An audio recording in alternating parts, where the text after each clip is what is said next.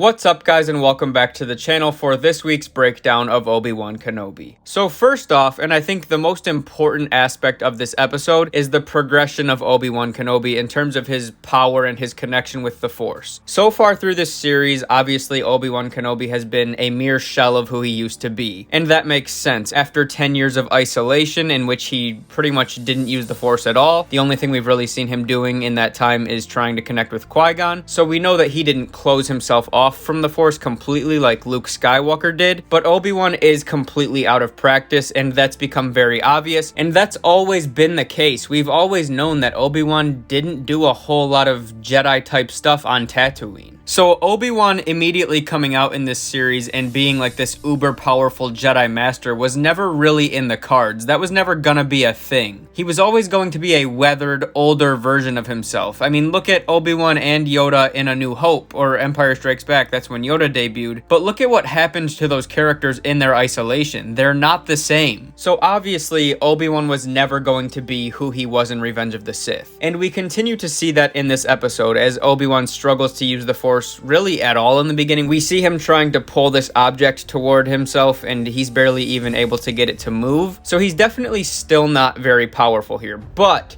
as the episode progresses, we do see him use the Force a couple of times. He uses it to make a sound to distract some stormtroopers and get them to move away from him. And then we also see him use his lightsaber and deflect some blaster shots and take out a few stormtroopers. It's very clear in this episode that Obi-Wan is sort of starting to regain his footing, and he's beginning to tap back into his power and his connection with the Force. So I think that's really the big point of this episode. That and the fact that Obi-Wan, of course, rescued Leia. Those are really the two big talking points about this episode. So Obi-Wan's got his swagger back a little bit, and I think we can definitely look for that to continue to progress in these final two episodes. Perhaps we're going to see Vader and Obi-Wan clash again. I'm expecting we are going to see that, and I think we will see Obi-Wan put up a little bit more of a fight. I still don't think he'll be able to match Vader, but I do think that Obi-Wan is going to outwit Vader in some way, and that's sort of going to add to Vader's line in A New Hope when he said, "When I left you, I was but the learner, now I am the master." I think we're going to see Obi-Wan sort of deceive Vader in some way, and then the show will come to a close, at least this season. We have rumors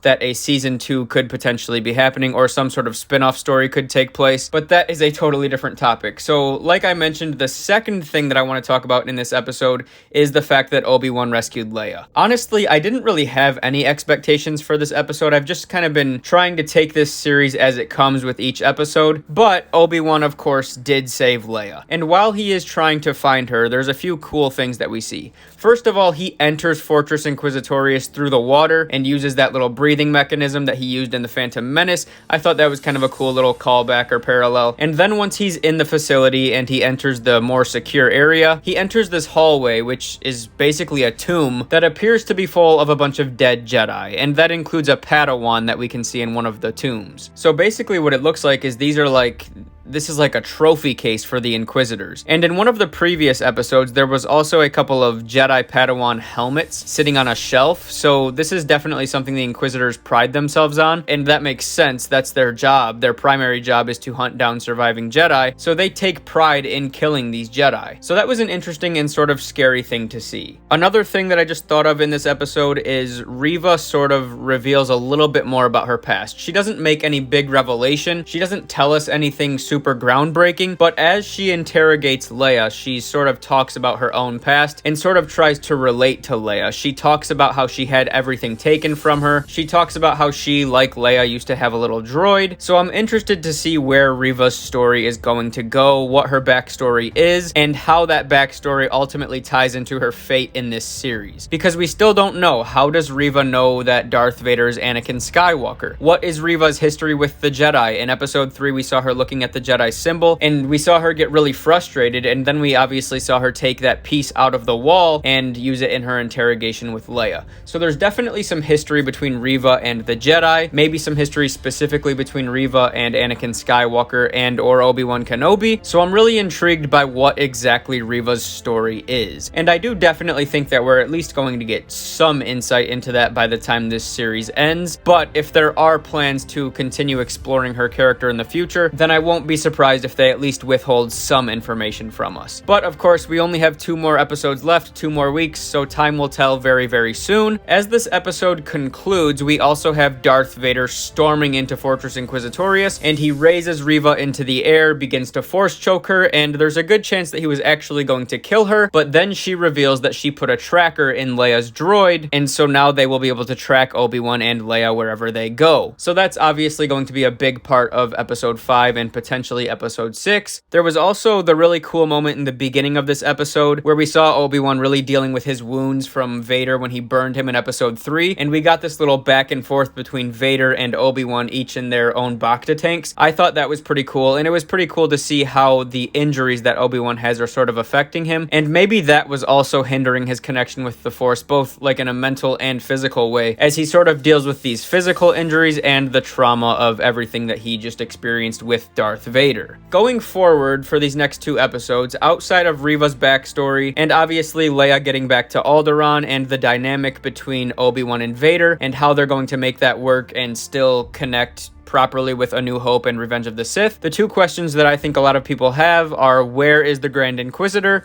and will Qui-Gon speak to Obi-Wan? So, we had a mention of the Grand Inquisitor in this episode. They didn't allude to his fate in any way or anything like that, but there was a mention of this character, and just from a writing standpoint, I think they're trying to keep him sort of in the back of our minds, because I do think that he will appear in one of these next 2 episodes. Whether he does or not doesn't really matter. I think in my last couple of reviews, I sort of got a little too caught up in the fact that Riva stabbed him in episode 2, but the Grand Inquisitor is definitely not dead. For those who don't know, he dies in Star Wars Rebels, so I anticipate that he will make some sort of appearance in these next 2 episodes. And then in terms of Qui-Gon, I still really think that Obi-Wan is going to hear from Qui-Gon at some point for a number of reasons. First of all, in each of the first 3 episodes, we see Obi-Wan trying to reach out to Qui-Gon. I don't think we had a moment like that in this week's episode, but that's definitely a plot point that they're trying to push, and I think it'd be pretty weird if Qui-Gon never spoke to Obi-Wan at all. And in addition to that, canonically, the first time that Qui-Gon spoke to Obi-Wan was about 10 years into his isolation, and this show obviously takes place 10 years into Obi-Wan's isolation, so I do think that we're probably going to see that moment in this series. If we don't, we don't, and it is what it is, but that's my prediction. So to wrap things up overall, this episode was definitely shorter than the other 3, and that can definitely be annoying, especially for a series that is only 6 episodes long. I think they could have drawn it out a little bit more and provided a little bit more detail, but overall, what we got in this episode was of very high quality in my opinion. I really did enjoy it. I've enjoyed every single episode of this series so far. I had very high expectations for this series, although there wasn't a whole lot that I was specifically hoping to see. I really was hoping and expecting this series to be outstanding, and still, having said that, it has exceeded my expectations. Episode 1, 2, 3, 4, I have loved every single one of them. I'm super enamored by this show, and I'm really looking forward to seeing how they wrap things up. I love this story, I love these characters, and I love the direction that they've gone in. But that is going to wrap things up for this video, so thank you guys so much for watching. Let me know what you have thought about these first 4 episodes, and about this episode specifically in the comments section below. If you enjoyed this video, please remember to drop a thumbs up to support the channel. Subscribe to the channel if you are new, and of course, may the Force be with you always.